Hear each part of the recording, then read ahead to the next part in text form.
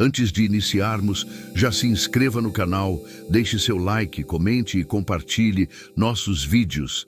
Assim você ajuda o canal a continuar crescendo e chegando a cada dia mais longe. Tenham bons sustos. A morte tem um cheiro peculiar. Não falo do odor adocicado e enjoativo da putrefação. Algo a que nós, médicos legistas, nos acostumamos como um operário se habitua ao barulho da fábrica. Falo de um odor mais sutil, metálico e frio, a assinatura química do fim da vida. E naquela noite, ao abrir a câmara frigorífica de número 3, fui atingido por uma versão anômala desse cheiro, algo que fez os pelos da minha nuca se eriçarem. O corpo que jazia na mesa de aço inoxidável era de um homem de meia idade, resgatado do fundo de um lago. Um caso aparentemente rotineiro de afogamento. Na prancheta, a descrição inicial do perito de campo. Corpo em bom estado de conservação, sem sinais aparentes de violência externa, sugestivo de morte por asfixia por submersão. Meu trabalho era confirmar essa hipótese, descrever as lesões internas e fechar mais um capítulo de uma vida que se encerrou de forma trágica. Iniciei o exame externo, a primeira etapa do nosso ritual. A pele da vítima estava anserina, o famoso arrepio cadavérico, e havia uma leve maceração da epiderme nas mãos e nos pés, compatível com a imersão em água. Os livores de hipóstase, as manchas arroxeadas que indicam a posição do corpo após a morte, estavam concentrados no dorso, o que era consistente com a forma como o corpo foi encontrado. Até aí, tudo dentro do esperado. Foi ao examinar a cavidade oral que a primeira nota dissonante soou. Entre os dentes do cadáver, encontrei um pequeno fragmento de algo que parecia ser um tecido escuro e fibroso. Coletei o material para análise e continuei o procedimento. Era hora da incisão tóraco-abdominal, o corte em túquido que nos dá acesso ao teatro dos órgãos. Com o bisturi em mãos, realizei a diérese da pele, do tecido subcutâneo e dos planos musculares. O externo foi cerrado e, ao afastar as costelas, o cheiro anômalo que senti ao abrir a câmara frigorífica voltou com força total. Não era o odor característico de água doce nos pulmões, mas algo mais antigo, com notas de terra úmida e decomposição vegetal. Os pulmões, para minha surpresa, não apresentavam o enfisema aquoso agudo que eu esperava. Havia, sim, uma quantidade significativa de líquido, mas sua coloração era turva, quase barrenta, e exalava aquele odor estranho. Mais intrigante ainda foi a ausência do cogumelo de espuma, a espuma rósea, que se forma na traqueia e nos brônquios em casos de afogamento. Prossegui com a evisceração, retirando os órgãos em bloco para um exame mais detalhado. O coração não apresentava sinais de infarto agudo do miocárdio. O fígado e os rins estavam congestionados, o que é comum em mortes por asfixia. No estômago, encontrei uma pequena quantidade de líquido semelhante ao dos pulmões e restos de uma refeição não digerida. Foi no intestino delgado que a realidade começou a se desfazer. Ao longo do duodeno e do jejuno, notei a presença de pequenas lesões puntiformes, como se algo o tivesse perfurado de dentro para fora. E então, em uma das alças intestinais, encontrei a causa. Uma semente, mas não era uma semente comum. Era negra, com uma forma espiralada e uma textura que parecia absorver a luz da minha lâmpada cirúrgica. O frio na sala de autópsia pareceu se intensificar. Voltei minha atenção para o fragmento de tecido que encontrei na boca do cadáver. Ao examiná-lo sob o microscópio, meu sangue gelou.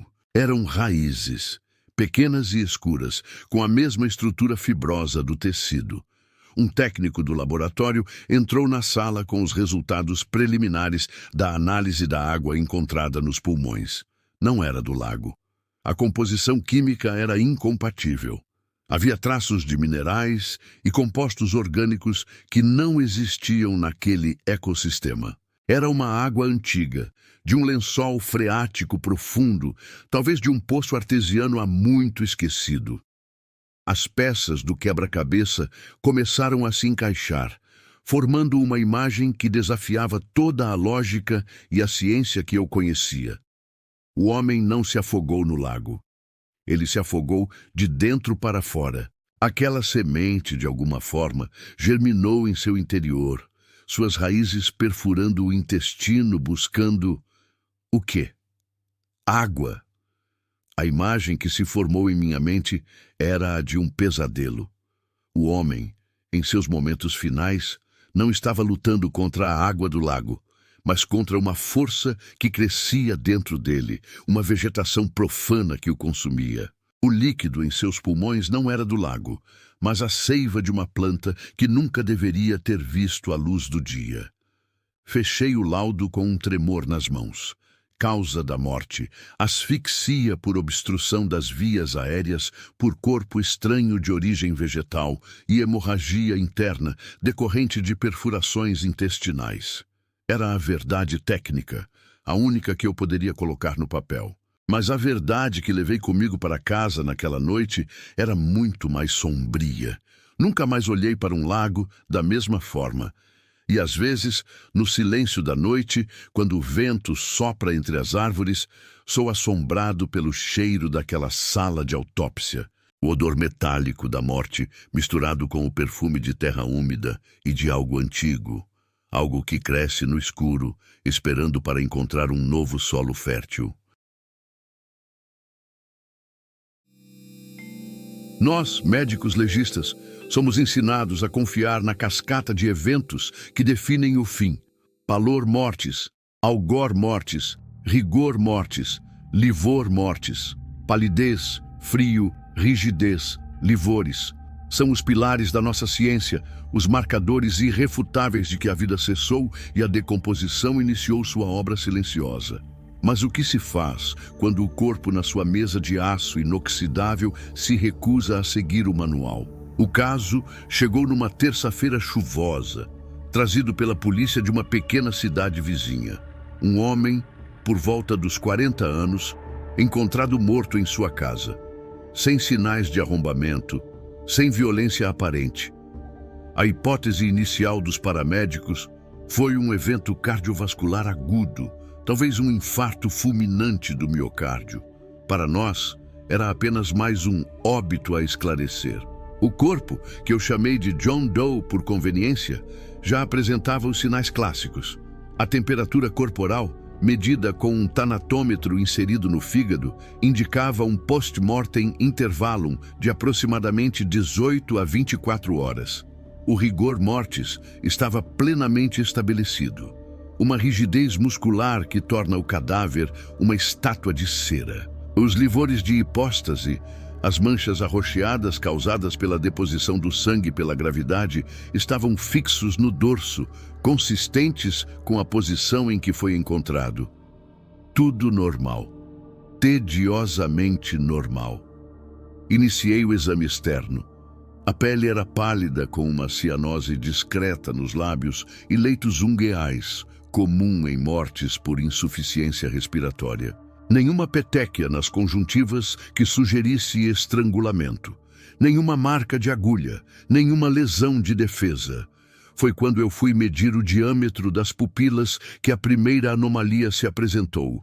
Elas estavam em midríase, completamente dilatadas. Normal.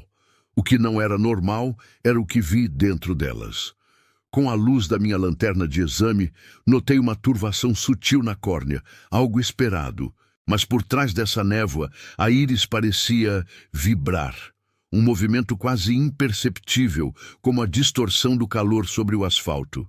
Atribuí ao cansaço a luz fluorescente zumbindo acima da minha cabeça. Nós vemos coisas na calada da noite.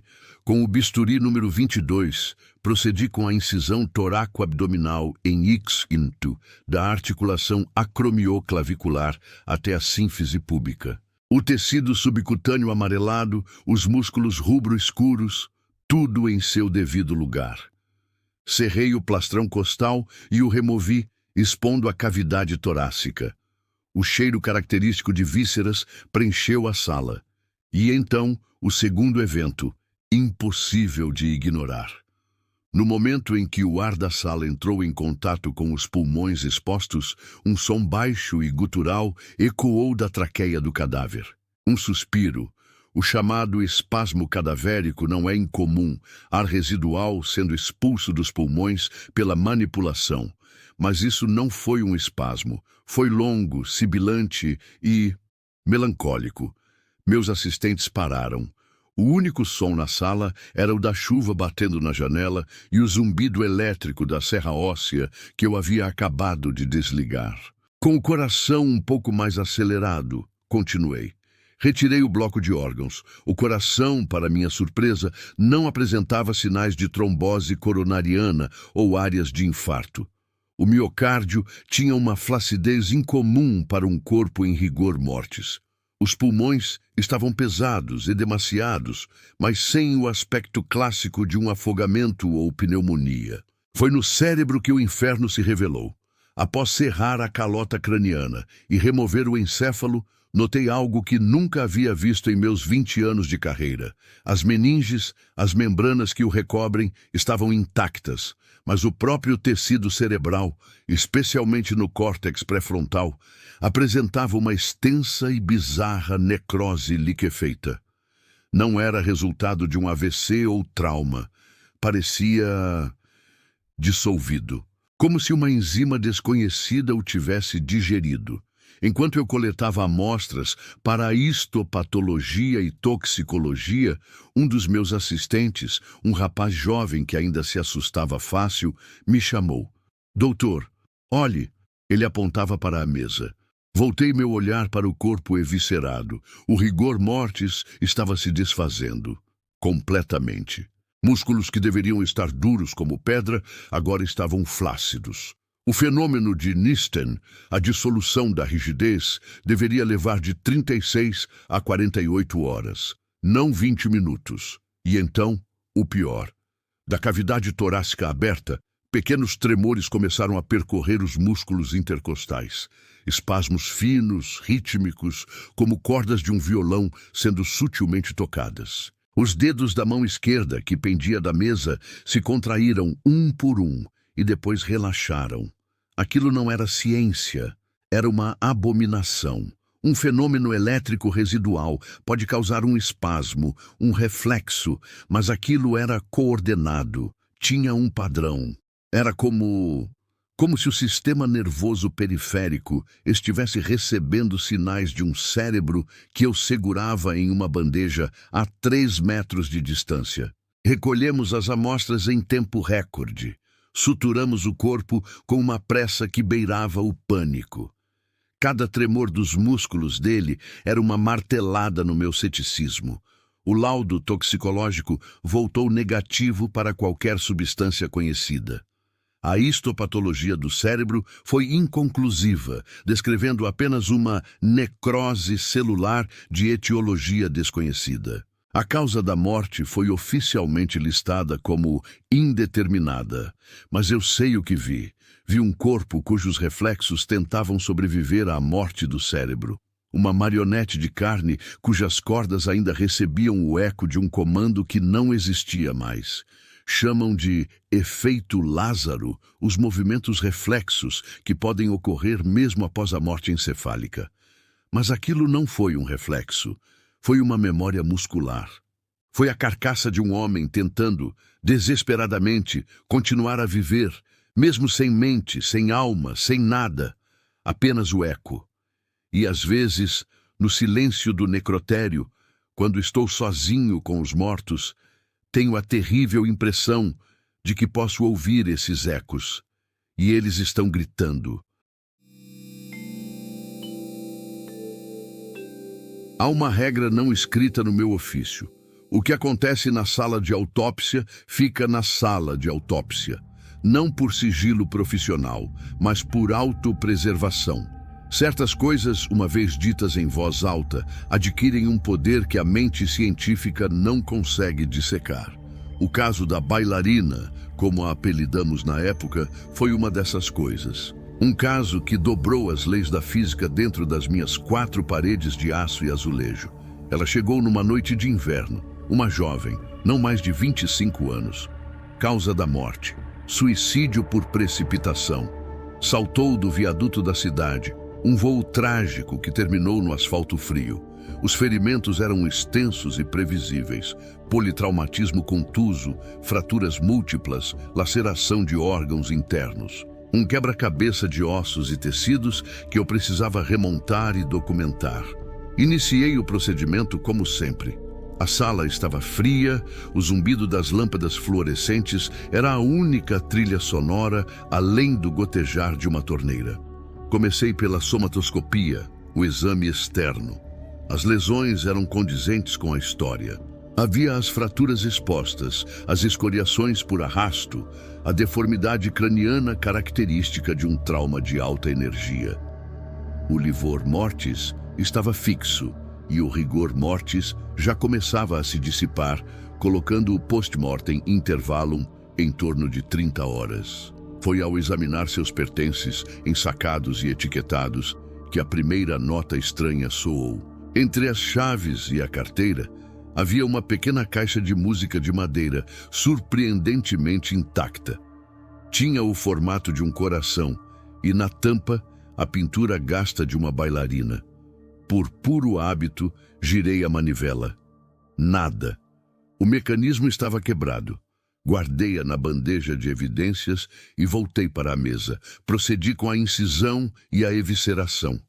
O externo, fraturado em múltiplos pontos. As costelas, estilhaçadas, haviam perfurado o pulmão direito, causando um hemotórax maciço.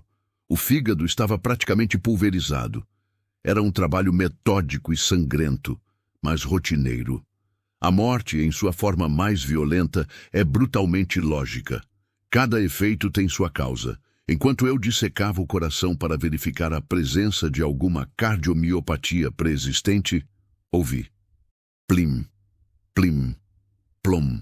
3 notas musicais, tênues, agudas como gotas de cristal caindo no chão. Parei, bisturi no ar. O silêncio voltou, quebrado apenas pelo meu assistente anotando na prancheta. Olhei para ele. Ele não demonstrou nenhuma reação. Devo estar cansado, pensei. A privação de sono prega peças. Continuei passando para o exame do crânio. A calota craniana estava severamente fraturada. Ao removê-la para examinar o encéfalo, o som voltou. Plim, plim, plom, plim, plim. Desta vez mais claro, mais próximo. Era a melodia de uma caixa de música. Olhei diretamente para a bandeja de evidências. A caixinha de madeira estava lá, imóvel. O som não vinha dela, parecia vir de dentro do corpo. Meu assistente finalmente ergueu os olhos. "O senhor ouviu isso, doutor?" Gelei. Não era minha imaginação. Com um tremor que tentei disfarçar, usei um microfone de estenoscópio, um aparelho que usamos para auscultar ruídos sutis em órgãos, e o aproximei da cavidade torácica aberta da jovem. O som ficou límpido, inconfundível. Uma melodia infantil, melancólica, emanava do peito vazio do cadáver. Não havia eletrônicos, nenhum dispositivo implantado. Era acusticamente impossível. O medo começou a se infiltrar na minha lógica. Voltei minha atenção para a coluna vertebral. Havia uma fratura-luxação na altura da vértebra T6, a cesta torácica. Foi ao examinar a medula espinhal naquela região que encontrei algo que desafiava a biologia. Em meio ao tecido nervoso rompido, havia uma série de microcristalizações de sílica, dispostas num padrão geométrico, quase como os dentes de um pente de caixa de música. A toxicologia não revelou nada. A histopatologia mostrou apenas os danos do trauma. Mas a música continuava, sutil, intermitente, como se o próprio tecido ósseo e nervoso dela tivesse, de alguma forma, gravado a melodia. Como se o impacto brutal da queda tivesse impresso na sua estrutura molecular a última coisa que a confortava. Uma ressonância fantasma. O ápice do horror veio quando precisei serrar uma das costelas para coletar uma amostra para o banco de ossos. No momento em que a lâmina vibratória da serra tocou o osso, a melodia não apenas tocou mais alto, ela ecoou pela sala inteira, como se o corpo fosse a caixa de ressonância de um instrumento macabro. A melodia completa, nítida e terrivelmente triste. Nós dois recuamos da mesa. O som durou uns 10 segundos e depois cessou, deixando um silêncio pesado e absoluto. Fechamos o corpo às pressas. O laudo final foi preenchido com a fria linguagem da ciência. Morte decorrente de politraumatismo por ação contundente.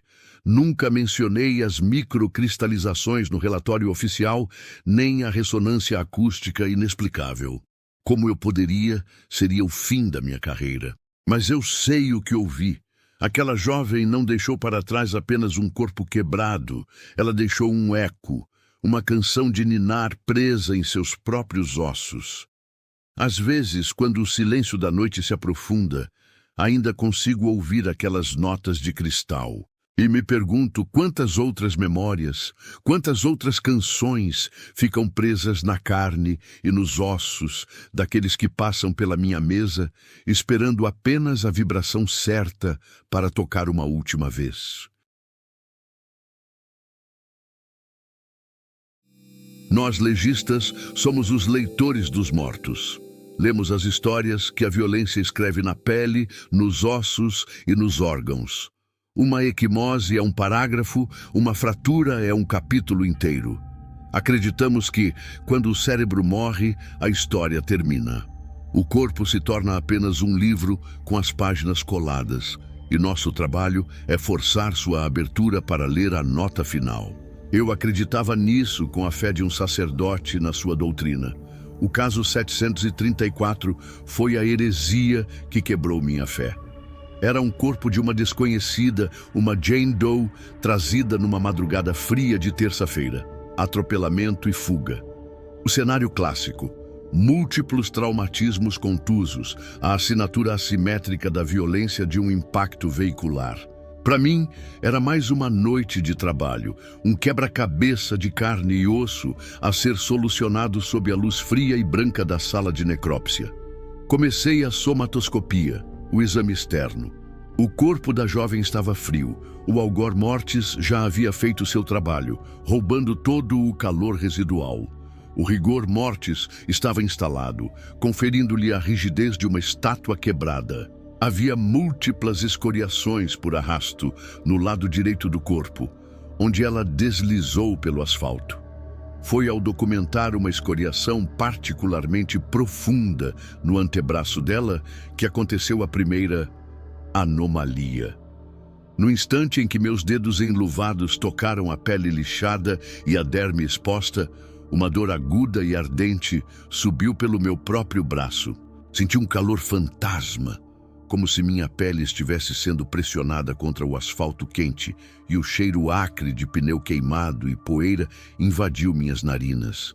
Recuei a mão instintivamente. A sensação desapareceu tão rápido quanto veio. Atribuí a uma sinapse cansada, uma alucinação olfativa causada pelas longas horas. O cérebro prega peças cruéis neste lugar. Continuei, mas com uma nova e desconfortável hesitação. Aproximei-me do tórax. Havia uma deformidade visível na grade costal esquerda, um afundamento que sugeria múltiplas fraturas. Palpei a área com cuidado, sentindo o crepitar dos fragmentos ósseos sob a pele. E então veio de novo, mas 1000 vezes pior. Uma dor lancinante, aguda como uma lança de gelo, explodiu no meu próprio peito. Fiquei sem ar, uma sensação de pressão esmagadora, como se o volante de um carro estivesse afundando contra meu externo. Tossi, engasgando com um ar que de repente parecia rarefeito demais para meus pulmões. Meu assistente me olhou alarmado. Doutor, o senhor está bem? Eu apenas levantei a mão, incapaz de falar. A dor, aquela dor impossível e vicária, recuou lentamente, deixando para trás um latejar surdo e o suor frio escorrendo pela minha testa. Eu não estava examinando as lesões. Eu estava sentindo as lesões. O medo, Um sentimento que aprendi a trancar em um cofre de aço no fundo da minha mente começou a arranhar a porta. Olhei para o rosto sereno e pálido na mesa. Quem era ela? A etapa final e mais temida era o crânio. Havia um hematoma extenso na região temporal direita. Eu sabia o que encontraria lá dentro e pela primeira vez na minha carreira tive medo de olhar. Com as mãos trêmulas, peguei a serra oscilatória. O zumbido da lâmina pareceu profano naquele silêncio tenso. Ao remover a calota craniana e expor o encéfalo, a barreira final se rompeu. Não foi uma dor. Foi tudo, de uma só vez. A luz branca e ofuscante de faróis explodiu atrás das minhas pálpebras. O som ensurdecedor de uma buzina e o grito agudo de pneus derrapando ecoaram dentro do meu crânio. Senti o impacto, uma força cataclísmica que me arrancou do chão. A vertigem da queda, o estalo molhado dos ossos se partindo, o gosto de sangue e o choque elétrico da dor final que sobrecarregou cada nervo do meu corpo. E, acima de tudo, a emoção. Não era a minha, era a dela. Uma onda avassaladora de surpresa, injustiça e um terror tão puro e absoluto que não há palavras para descrevê-lo. Foi a experiência sensorial completa de morrer. Caí para trás, batendo contra a bandeja de instrumentos com um barulho estrondoso. Meu assistente correu para me ajudar, mas eu só conseguia balbuciar, encolhido no chão da minha sala esterilizada, vivendo o eco do último segundo de vida de uma estranha. O laudo foi preenchido com a linguagem asséptica que usamos para nos proteger.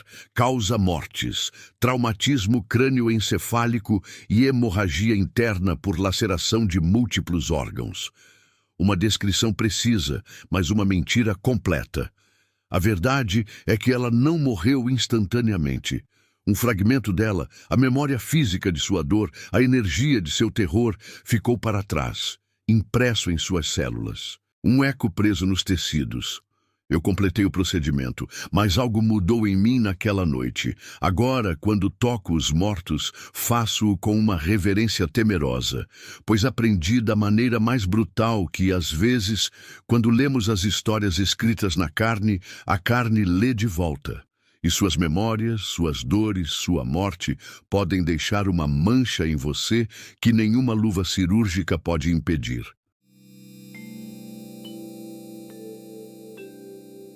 A noite da autópsia do caso Silva pairava densa sobre o IML de São Caetano. O corpo, um homem de seus 40 e poucos anos, fora encontrado em circunstâncias bizarras, sem sinais de violência externa, mas com uma expressão de terror petrificada no rosto. A causa mortis preliminar era inconclusiva, o que já era incomum. Iniciei a análise externa, seguindo o protocolo padrão. Rigidez cadavérica já estava estabelecida, com livores hipostáticos dorsais compatíveis com o tempo decorrido desde o óbito. Ao realizar a inspeção ocular, notei algo perturbador. As pupilas estavam midriáticas e fixas, mas com uma ausência completa de reflexo fotomotor, o que não se correlacionava com nenhuma patologia conhecida ou intoxicação evidente. Prosseguimos para a abertura das cavidades. A incisão mediana toraco-abdominal revelou a ausência de quaisquer lesões internas macroscópicas. Pulmões estavam congestos, sugerindo uma possível insuficiência respiratória aguda, mas sem causa aparente. O coração apresentava-se normoconfigurado, sem sinais de cardiomegalia ou isquemia prévia. Ao remover o encéfalo para análise, o ar na sala pareceu gelar. A dura mater apresentava uma coloração levemente azulada, algo que nunca havia presenciado em meus anos de prática. Ao realizar os cortes coronais seriados do parênquima encefálico, deparei-me com algo ainda mais inexplicável. Pequenas estruturas filamentosas, translúcidas, dispersas por todo o tecido cerebral, concentrando-se principalmente no córtex frontal e parietal. Não se assemelhavam a nenhum parasita, fungo ou artefato post-mortem que eu conhecesse. Enquanto documentava a anomalia com a câmera fotográfica, a luz da sala oscilou brevemente. Um calafrio percorreu minha espinha. Ao retornar o olhar para o encéfalo, as estruturas filamentosas pareciam vibrar levemente. Uma sensação opressora tomou conta do ambiente. O ar parecia mais pesado e um leve zumbido ecoava, embora os equipamentos estivessem desligados. A assistente, doutora Mendes, empalideceu visivelmente. Doutor, o senhor está sentindo isso? Sussurrou com a voz trêmula. Realizei uma coleta imediata das amostras para análise histopatológica e toxicológica, embora intuitivamente soubesse que os resultados seriam inconclusivos dentro do espectro da ciência forense conhecida. Ao final da autópsia, a sensação de mal-estar persistia. O corpo de Silva permanecia inerte, mas a atmosfera carregada da sala parecia reter algo. Algo que a ciência ainda não pode explicar. Os resultados dos exames complementares não revelaram nada de significativo. O caso foi arquivado como morte indeterminada, mas para mim, Dr. Ricardo Alencar, aquele Ramani como um lembrete sombrio de que existem mistérios que transcendem os limites da medicina legal.